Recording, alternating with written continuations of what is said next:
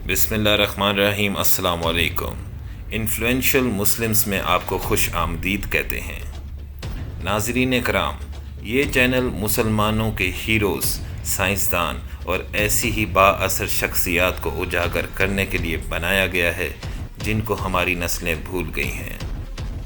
ایسی ہی مزید ویڈیوز دیکھنے کے لیے ہمارے چینل کو سبسکرائب کیجیے۔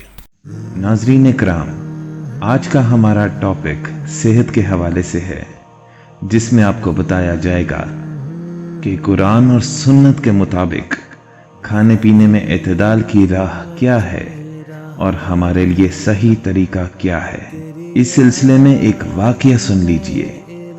واقعہ کچھ ایسا ہے کہ خلیفہ ہارون رشید کے دربار میں ایک مرتبہ ایک عیسائی آیا جو پادری بھی تھا اور حکیم بھی تھا، اور وہ زمانہ ایسا تھا کہ وقت کے بادشاہوں اور خلیفہ کے پاس علماء کرام بھی ہوتے تھے، اور اس وقت کے لوگ اہل علم کی قدر دانی کیا کرتے تھے، علم دین کے قدردان ہوا کرتے تھے۔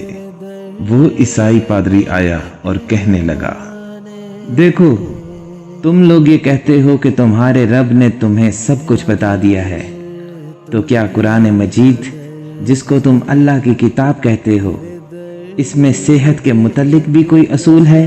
تو خلیفہ ہارون رشید نے علماء کی طرف دیکھا۔ عالم کھڑے ہوئے کہنے لگے، میں جواب دوں؟ تو انہوں نے جواب دیا، قرآن پاک میں صحت سے متعلق یوں بیان کیا گیا ہے، کھاؤ اور پیو اور اسراف نہ کرو۔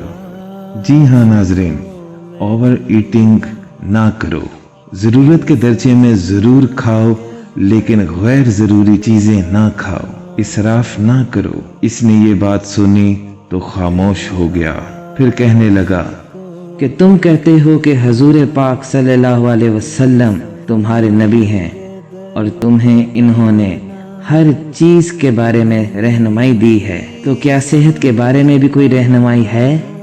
تو ہارون رشید نے پھر علماء کی طرف دیکھا۔ وہی عالم دوبارہ کھڑے ہوئے کہنے لگے، دیکھو، حضور پاک صلی اللہ علیہ وسلم نے صحت کے متعلق ہمیں 3 باتیں سمجھائی ہیں۔ پہلی بات یہ فرمائی کہ میدا تمام بیماریوں کی جڑ ہے۔ دوسری بات، تم میدا کو وہی دو جس کی میدا کو ضرورت ہے، اور تیسری بات کہ پرہیز علاج سے بہتر ہے۔ ناظرین کرام، یہ 3 اصول ایسے بیان فرمائے کہ اگر ہم ان کو اپنا لیں تو ہمارے لیے آسانی ہو جائے۔ اس عیسائی پادری نے جب یہ بات سنی تو سر جھکایا، پھر کہنے لگا، تمہارے خدا اور تمہارے نبی نے جعلی نوس کے لیے کچھ نہیں چھوڑا، یعنی اب حکمت کے پاس کچھ نہیں رہا، حکیم کے پاس کچھ نہیں رہا، اور واقعی ایسا ہی ہے۔